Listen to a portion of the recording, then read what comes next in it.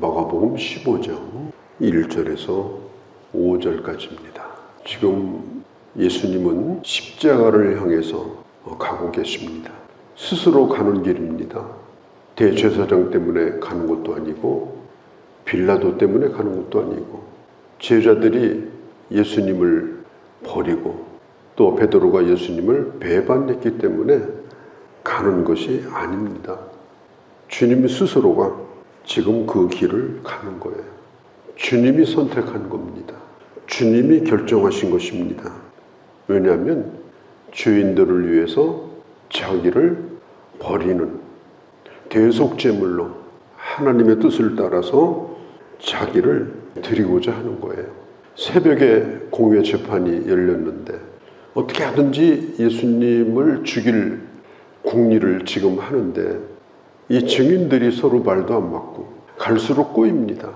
그런 가운데 대제사장이 직접 신문을 해요. 14장 61절에 보면 이렇게 말하죠. 네가 찬송을 받으실 이의 아들 그리스도냐. 찬송을 받으실 이는 하나님이죠. 그리스도는 메시아고. 이 말에 예수님이 그렇다고 대답하면 이게 신성모독이고 종교적으로는 사형 선고를 받아야 됩니다. 그런데 예수님이 뭐라고 말씀하느냐? 14장 62절에 보면 내가 그니라. 내가 그리스도다. 내가 죽고 부활하고 하늘로 승천해서 하나님 우편에 있을 뿐 아니라 내가 이 땅을 심판할 것이다. 그러니까 거기 있는 사람들이 옷을 찢고 머리를 쥐어 뜯고 그러면서 더 이상 들을 필요가 없다. 저건 죽어야 마땅하다. 그리고 사형 판결을 내립니다. 이스라엘의 최고의 사법기관이 공회예요.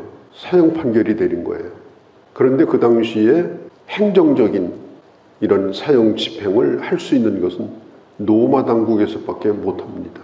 그래서 예수님을 끌고 이 빌라도에게 가는 거예요. 사형 집행해달라고. 우리는 사도신경을 외울 때 본디오 빌라도에게 고난을 받으셨다 이렇게 외우죠. 그 빌라도에게 지금 데리고 가는 거예요. 저는 예수를 처음 믿을 때 이게 굉장히 궁금했어요. 빌라도가 도대체 어떤 인물이냐. 빌라도가 예수님을 십자가에 달려 죽인 거냐. 성경에 보면 대제사장 또 서기관 바리새인 이런 사람들이 주동했고 또 유대인들도 다 가담해서 예수님을 죽였고 베드로 같은 제자도 예수님을 배반하고 그런 자들이 예수님 죽인 거 아니냐. 솔직히 얘기하면 빌라도는 그래도 예수님 살리려고 노력을 한 사람 아니냐 이런 생각을 저도 해본 적이 있거든요. 빌라도는 이제 유대 총독인데 유대 총독으로 10년을 근무했어요. 유대 총독으로 10년 정도 근무하려면 그때 당시 이 로마 이 정치 세계에서 이 정치력이 보통 좋지 않고서는 그렇게 자리를 지킬 수가 없습니다. 뭐 끌어내리고 죽이고 모함하고 그게 로마 정치판이었거든요. 그러니까 이 빌라도는 요즘으로 말하면 정치 구단이에요. 예수님을 딱 데리고 유대인들이 왔을 때 빌라도는 이미 다 알고 있습니다. 다 꿰고 있는 거예요. 왜 예수님을 데리고 왔는지, 이 재판이 얼마나 부당한 것인지, 그리고 어떻게 하든지 예수님을 죽이는 일을 안 하려고 그는 최선을 다했습니다. 빌라도가 물어요. 첫 번째 묻는 말이 2절에 빌라도가 묻되 네가 유대인의 왕이냐 이렇게 물어요. 14장에서 대제사장이 물을 때는 찬송을 받으실 이의 아들 그리스도냐 이건 종교적인 질문이에요. 그런데 이 빌라도는 네가 유대인의 왕이냐 이건 정치적인 질문입니다. 그때 당시 헤롯 왕을 허물어뜨리고 헤롯 왕궁을 네가 차지하려고 지금 그런 일을 꾸민 적이 있느냐 이걸 지금 묻고 있는 겁니다. 이 빌라도는 잘합니다. 예수님이 여기 끌려온 것이 종교적인 것도 아니고 정치적인 것도 아니고 그 당시 종교 지도자들이 예수님을 시기했기 때문에 예수님을 시기해서 데리고 왔다는 것을 너무나 잘 알고 있습니다. 10절에 보면요. 이는 그가 대제사장들이 시기로 예수를 넘겨준 줄을 알고 있다. 예수님이 그런데 이렇게 대답을 해요. 네가 왕이냐 그러니까 빌라도에게 네 말이 옳도다. 요한복음 18장 20절 그 이후에 보면은 이런 말씀도 합니다. 그래 내가 왕이다. 빌라도가 또 물어요. 요한복음에 보면 그럼 네 나라는 어디 있냐? 아니 왕이 있으면 너를 따르는 국민도 있을 것이고 네 땅도 있을 것이고 그런 게 너에게 있느냐? 빌라도가 물어요. 그때 예수님이 나의 나라는 세상에 속한 것이 아니다. 내가 만일 세상의 나라를 세우려고 했다면 내가 하늘에 있는 천사를 동원하여 나를 잡으려고 하는 자를 내가 그냥 두지 아니했을 것이다. 이런 얘기를 가만히 지금 이제 듣고 있는 대제사장들이 얘기가 이상하게 돌아가는 거예요. 자기들이 원하는 대로 돌아가지 않고 빌라도가 예수님에게 끌려가는 것 같은 거예요. 그래서 대제사장이 계속해서 3절에 여러 가지로 고발하니라. 빌라도 옆에서 거들면서 백성들을 선동해서 이 노마를 무너뜨리려고 했다든지 뭐 이런 식으로 고발을 해요. 그 고발 가운데 하나가 뭐냐면 당신이 만일 이 예수를 살려준다면 당신은 노마 황제의 신하가 아니다. 당신 정치 생명도 얼마 못 갈 것이다. 막 협박도 합니다. 그래도 예수님이 아무 대답을 안 하셔요. 4절에 보면 빌라도가 또 물어 이르되 아무 대답이 왜 없는가? 왜 아무 말을 하지 않는가? 4절 끝에 보니까 지금 저들이 말도 안 되는 말로 저렇게 많은 고발을 하는데 내가 보기에는 하나도 맞는 일이 없는데 당신을 변호해야 될 거 아니냐? 아니라고. 나는 그런 적이 없다고. 그러면 내가 살려줄 수도 있는데 왜 저런 얘기를 다 듣고 있느냐?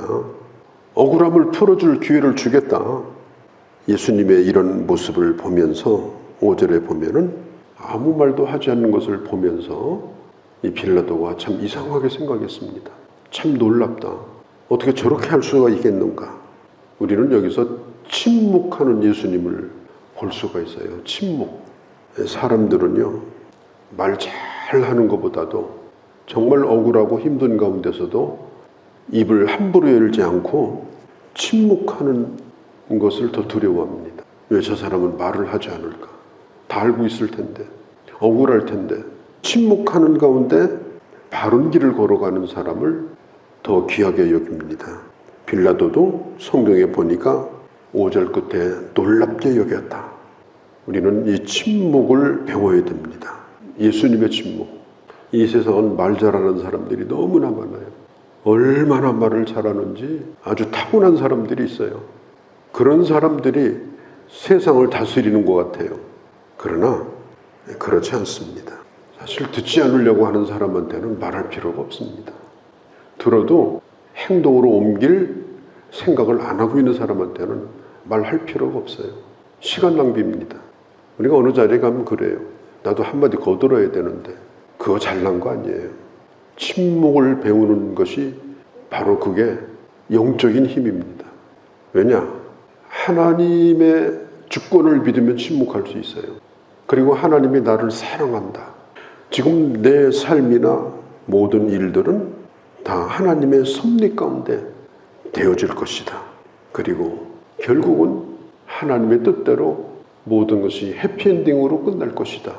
이걸 믿으면 참을 수가 있어요. 그리고 특별히 사랑하면 침묵합니다. 우리가 자식을 기르면서 내가 입을 열면 저 자식이 집을 나갈 거예요. 분명히. 내가 입을 열면 분명히 절망할 거예요. 내 자식이라도 사람 아니에요. 그러면 그 얘기를 다 하면 어떻게 되겠습니까? 그날부로 끝나는 거예요. 그래서 이제까지 우리가 참고 자식 품고 사는 거예요. 왜? 사랑하니까. 자식만 그렇게 해야 됩니까? 아니에요. 내가 사랑하는 사람들에 대하여 함께 신앙생활을 하고 있는 믿음의 지체들, 그들을 향하여 우리가 그런 사랑의 마음을 가지고 침묵하는 것을 배워야 하는 것입니다. 왜 막말을 쏟아내는 거예요? 공격하는 거예요. 상대방을 죽이려고 하는 거예요. 오늘 여기 보니까 사람들이 십자가에 못 박으라고 소리를 지릅니다. 그래도 우리 예수님은 끝까지 입을 다물었습니다. 우리가 성경에 보면 이사야서 53장에 곤욕을 치루어도 도살장으로 끌려가는 양과 같이 입을 다무셨다. 이사야가 예언한 대로 우리 주님은 그렇게 하고 계십니다. 빌라도가 이제 6월절 유대인의 큰 명절인데 죄인을 하나 풀어주는 그런 일을 했습니다. 특별 사면, 예수님을 풀어주고 싶었어요. 그래서 그때 당시 사회적으로 큰 무리를 일으켰던 이 사람은 살인한 사람이고 폭력을 쓴 사람이고 이 사람은 아주 죄질이 나쁜 사람이에요. 그가 누구냐? 바나바라는 사람이에요. 그래서 빌라도가 얘기합니다. 바나바를 풀어주면 좋겠냐? 이 예수를 풀어주면 좋겠냐? 둘 중에 하나를 풀어주겠다. 빌라도는 분명히 바나바는 아니라고 할 줄 알았어요. 그게 상식이에요. 그런데 그 뒤에서 선동을 부추기는 대제사장, 종교 지도자들이 자기가 데려온 사람들을 부추겨가지고 바나바를 놓아달라. 그 대신 예수를 십자가에 매달아 죽이라. 그렇게 소리를 지릅니다. 빌라도도 어떻게 할 수가 없어요. 빌라도가 무슨 말을 해도 지금 선동이 된 이 사람들이 아무 말도 안 듣는 거예요. 소리를 지르는 거예요. 우리는 뭐 이런 일들을 지금 많이 보잖아요. 길거리 나와서 띠두르고 소리치는 사람들은 아무것도 아니에요. 이 독일 사람들이 지금 얼마나 지성적입니까? 냉철합니까? 그런데 히틀러라고 하는 사람의 선동에 의해서 2차 세계대전을 일으킨 거예요. 선동가에 의해서. 오늘 길바닥에서 아스팔트에서 수많은 사람들이 선동을 합니다. 예수 이름으로 선동하고 정치 이름으로 선동하고 그 선동에 쏘면 안 돼요. 하나님의 말씀을 전하는 설교자인 저도 마찬가지고 저는 선동가가 아닙니다. 성경이 말하는 하나님의 뜻이 무엇인가 그걸 가르쳐 주는 거예요. 그런데 이 종교 지도자들인 이 대제사장들이 군중들을 선동해서 지금 하나님의 아들을 죽이는 이 일을 지금 하고 있는 거예요. 얼마나 기가 막힌 일이에요. 예수님은 지금 십자가를 향해서 그 길을 묵묵히 가고 있습니다.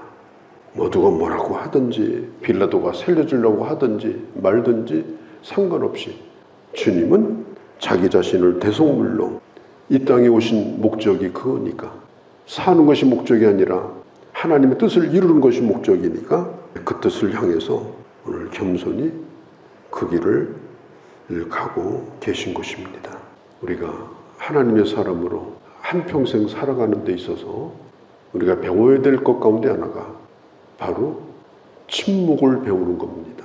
사람들의 선동에 의해서 휘둘려져 가지고 정신없는 말을 하고 다니고 그러면 안 돼요. 바람에 나는 겨와 같이 우리가 그런 사람이 되지 않도록 조심해야 됩니다. 오늘 예수님을 십자가에 못 박은 사람들이 그런 사람들이었어요.